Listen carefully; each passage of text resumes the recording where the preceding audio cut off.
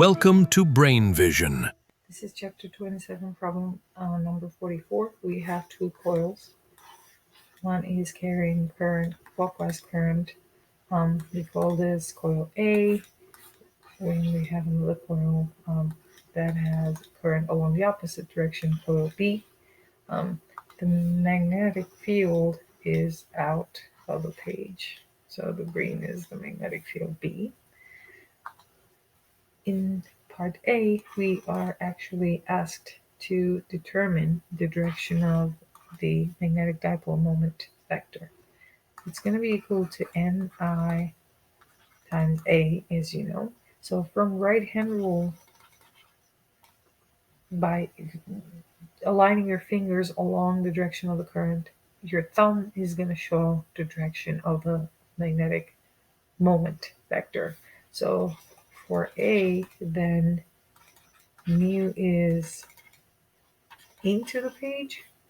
For B is going to be the direction of the magnetic dipole moment is going to be out of the page. Again, from the right hand rule. In part B, we are asked to calculate the torque, net torque on each coil.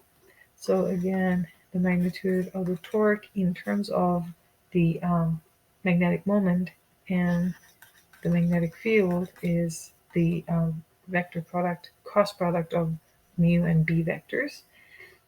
If you're going to write the magnitude of the torque, then it's mu b sine theta.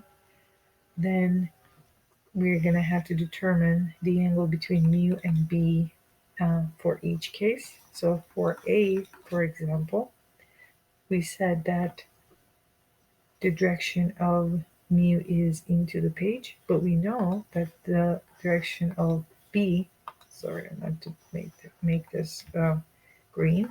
This is the direction of B no matter what. So you can see clearly from here that for A, the angle between the two is 180, sine 180 is 0, therefore the net torque is 0.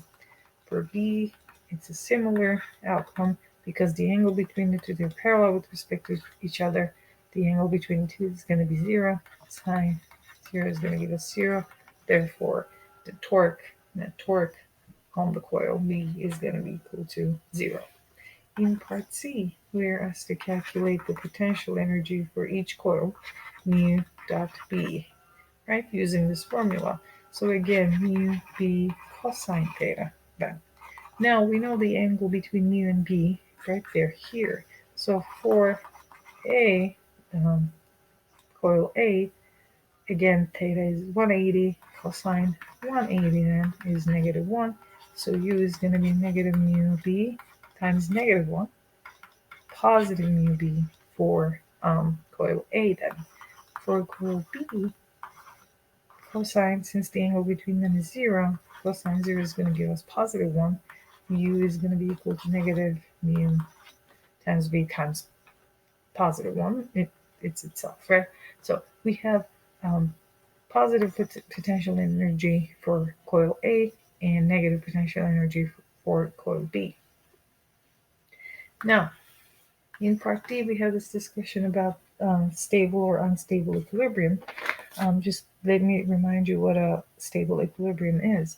We say that a system is in stable equilibrium when the system is displaced from equilibrium if it experiences a force or torque in a direction that is opposite to the direction of the displacement, then we say that the system is in stable equilibrium. So for our case, the coil that is in stable equilibrium then is the one that has the negative potential energy, which is the coil B. And unstable equilibrium, because it happens the exact opposite way when we have an unstable equilibrium. So when coil A is displaced from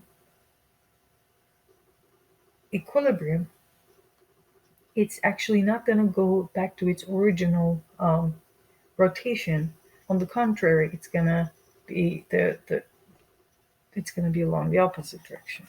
So, and that corresponds to the higher potential energy.